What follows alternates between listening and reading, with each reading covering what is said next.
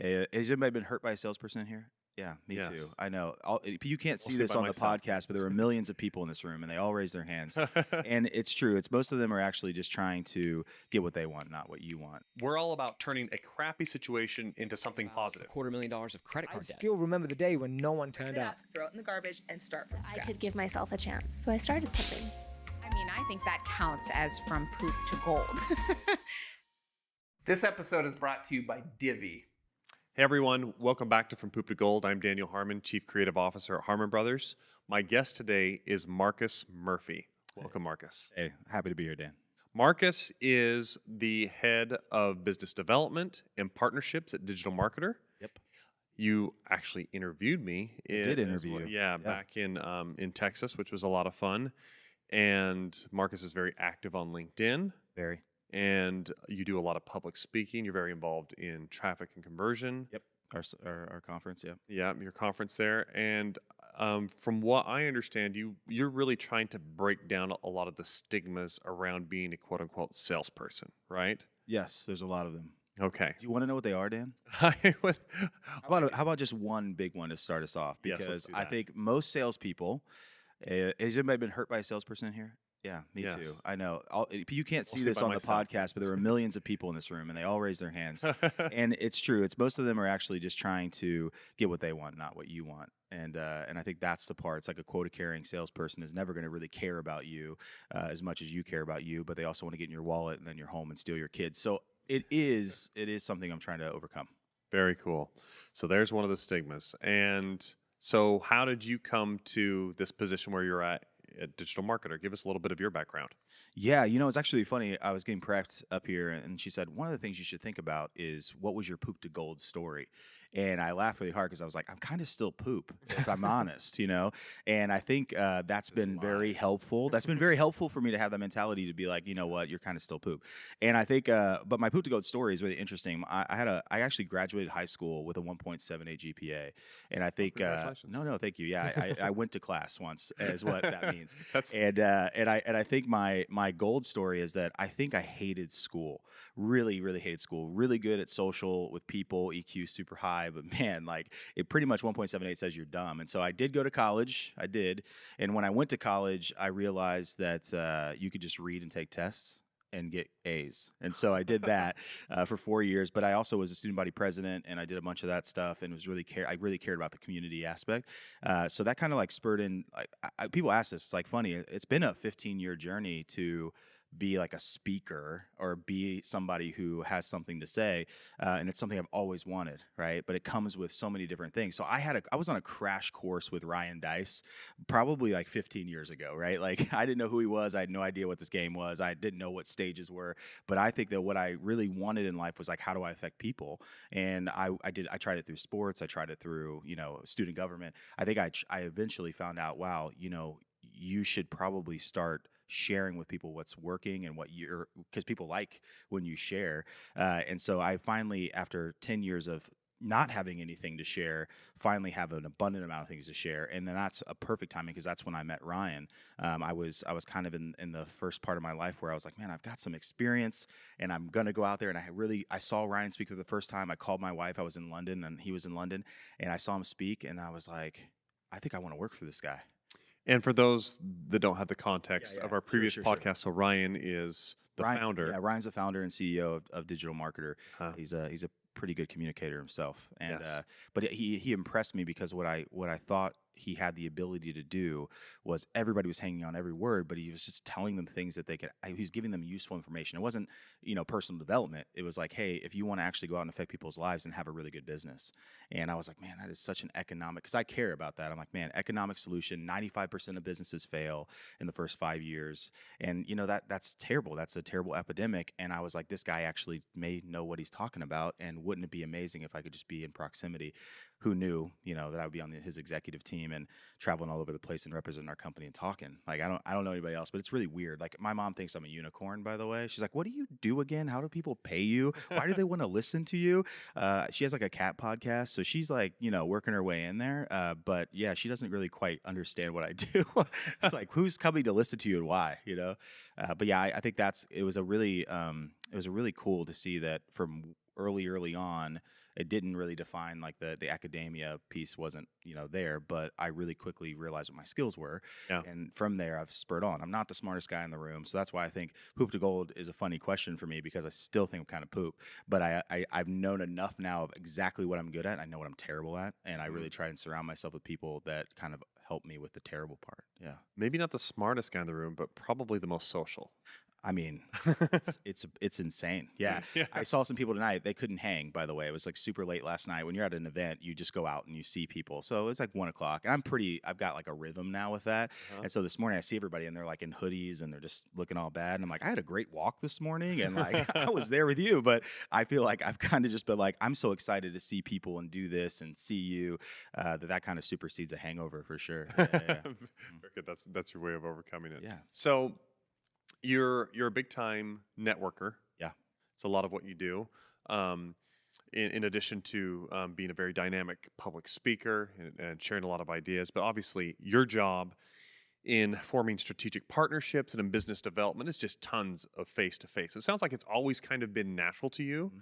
So what are some things that you've done to kind of even further develop that skill set? Yeah. Or has it just always been like, oh, this is just Marcus. I'm just, Absolutely not. just awesome this way. Yeah, that would sound like me. Somebody the other day on another podcast were like, "Oh man, you're just so humble," and I was like, "Oh man, you don't know me." I like the trick is to surround yourself with people who are not impressed with you, and then that creates humility. But honestly, business development is a true learned skill, and it's a process, because most business development people are shaking howdy finger guns, spend your money, you had a really good dinner, but like nothing ever comes to fruition.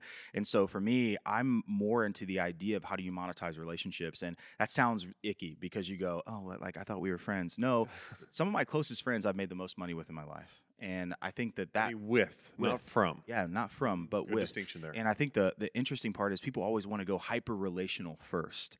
It's like, what feels really bad and why it feels icky is because you went there first. You were like, we're friends, but why are you asking me for money?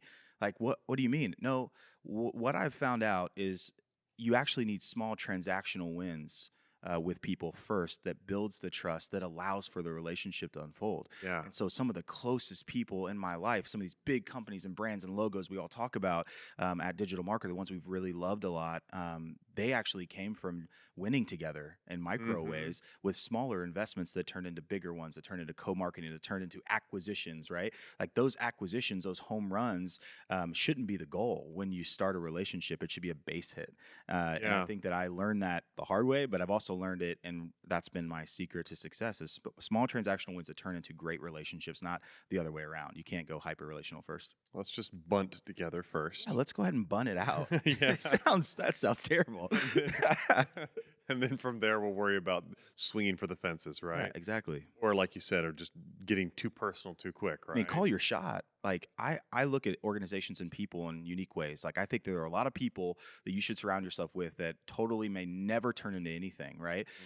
But I think when you look at a company, like when we were sitting around thinking about HubSpot, like this is such a funny experience for me. 3 years ago, they didn't know who DigitalMarketer was. Now I'm hosting Digital Agency Day with 10,000 people online. We speak here. Ryan speaks here every year. We've got a lot of incredible relationships at Inbound or at HubSpot, but that didn't come out of nowhere. Like that was 3 years of a relationship to get here. Yeah. Walking around and people like come up to you and they know you and they're like, oh my gosh, I just take my picture with you. It's like, where did that didn't just happen. It happened from like small, intentional, transactional, we go first, we add value first with people. And that was kind of how it ends up. But sometimes it's a long game. Yeah. Well, I love that. I love that advice on networking. And I know that as far as your job is concerned, it's so much about those relationships. But working at DigitalMarketer, you've also got to be an ideas guy as well, right? Like I know, like Ryan's on a different level kind of thing, right? Space. So for you, getting ideas to come, creative flow, Yeah. How does that happen best for you? What state do you have to put yourself in? What exercises do you put yourself through? Man, How do the ideas come from Marcus? this is where it's funny because I'm surrounded by really incredibly like Richard Linder is our co-founder and president, okay, at Digital Marketer, and he can whiteboard better than anybody in the world. And I look at that and I'm like, oh man, it's so good. I can't do any of that. Like I just can't do that. And because my process is being here, like I am a proximity in your face. If we're together, great. If we're not, it's probably going to fall through the cracks. I need to be here. My creative spaces and the energy I get is being out on the road and face to face with people. Collaborative is 100% it. And I can get on a whiteboard. Well, somebody else should. My handwriting's bad, but somebody should get on a whiteboard and then we can ideate and we can get into it and we can talk through it. And I'm really good in those settings and pulling out things from people. But yeah, I'm not the master architect. And I think when I learn that I'm way more effective trying not to be that. But I did at Digital Marketer. Everybody's so smart. Like everybody's a genius.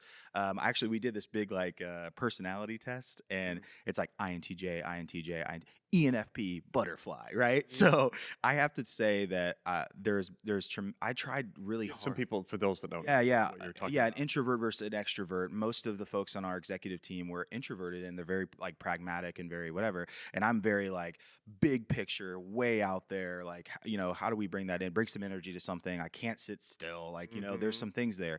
But what I realized quickly is I was surrounding myself by really smart people, and I was trying to put myself in that box. I can't be the creative space of an INTJ. I just can't do that. Like I can't sit there long enough to do that. But I need those people in my life. And so my creative process is surrounding myself with those people and then making sure that I'm a part of the conversation because I can add really good things or bring something out of them that I think is important. And we put that up there, and then there's a process involved with it. So for me, I don't think my brain doesn't work in a way that is super organized like that. But I do think that I've always lived in a place being like, here's the idea, here's the title of that thing. I'm pretty good when it comes to like writing comedy stuff, like those kinds of things.